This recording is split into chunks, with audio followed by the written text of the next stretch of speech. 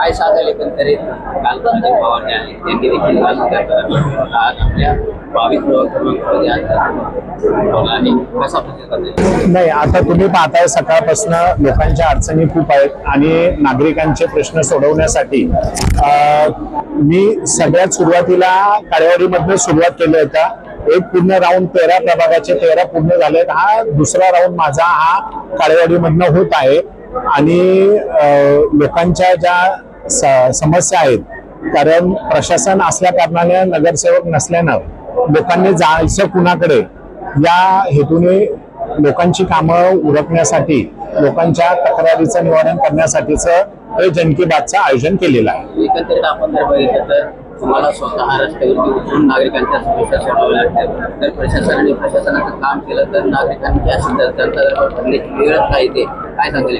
नाही, निश्चितच याच्यात कुठेतरी प्रशासन कमी पडतंय। पण तुम्ही पाहिलं असेल गेली 5 वर्षापासून 4 वर्षापासून नगरसेवक प्रतिनिधी नसल्यामुळे जे प्रतिनिधींच्या ऑफिसमध्ये जर तुम्ही 22 प्रभागच घेतलंय तर 4 प्रतिनिधी होते, तर 4ही ठिकाणी वेगवेगळ्या ठिकाणी लोक विखरून त्यांच्याकडे तक्रार घेऊन जायचे। आज ते त्यांना माध्यम नाहीये, म्हणून आम्ही हा उपक्रम गेली वर्षभरापासून मी जेव्हा आमदार म्हणून निवडून आलो तेव्हापासून आम्ही घेत आहोत आणि प्रशासन पण याच्या चांगल्या पद्धतीने काम करतंय आणि समस्या सोडवण्याचा आम्ही प्रयत्न करतोय। एकंदरीत आपण जर बघितलं तर अनेक नागरिक जे आहेत ते राशन कार्डचे काही ऑनलाईन जे त्यांना राशन भेटत नाही असे जे आहेत ते जवळपास 30% नागरिक जे आहेत ते राशन कार्ड निश्चितच बरोबर आहे। रेशनिंग कार्डच्या विषयी लोकांच्या तक्रारी नाहीयेत, लोकांना ज्या अडचणी आहेत, काही लोक शिफ्ट झालेले आहेत, कुणाला मुलांच्या कुटुंबातील नावं कमी करायची आहेत, कुणी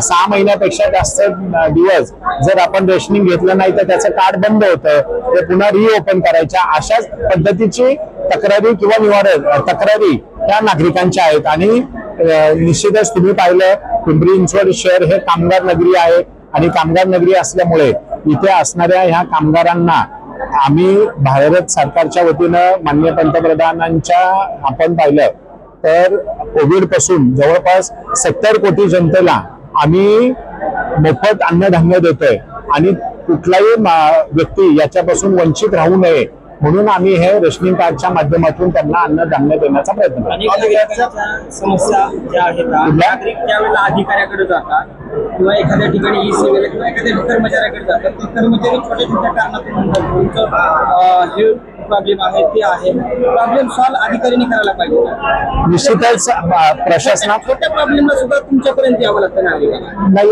प्रशासन पण त्यांच्या परीने प्रॉब्लेम सॉल्व्ह करण्याचा प्रयत्न करत असतात, जे त्यांच्याकडनं सुटत नाहीयेत। काही कायदेशीर अडचणी असतात, टेक्निकली काही गोष्टी असतात त्या ज्या अधिकाऱ्यांच्या माध्यमातून सुटल्या जात नाही, मग काही आमच्या पर्सनल लेवलवर आम्ही त्या सोडवण्याचा प्रयत्न करत असतो। अलीकडच्या काळामध्ये काळेवाडी परिसरामध्ये गुन्हेगारी फार वाढत आहे, जेणेकरून रात्री 12 वाजेपर्यंत युवक रस्त्यावर दारू पित महिलांची वॉकिंग झाल्या महिला चिडत आहे। कुठेतरी पोलीस प्रशासन ह्याला कारणीभूत आहे असं आपलं वाटतं का? नाही, निश्चितच नाही। तुम्ही जर पाहिलं देवाभाऊंचं सरकार आल्यानंतर, महायुतीचं सरकार आल्यानंतर माननीय मुख्यमंत्री दोन्ही उपमुख्यमंत्र्यांनी ज्या पद्धतीने गुन्हेगारीवर वचक बसवलेला आहे यापूर्वी कुठेच नव्हता। हा, अशा काही किरकोळ गोष्टी घडलेल्या असतील तर त्याच्यावर निश्चितच, अशा काही गोष्टी असतील तर त्याच्यावर निश्चितच कारवाई होईल।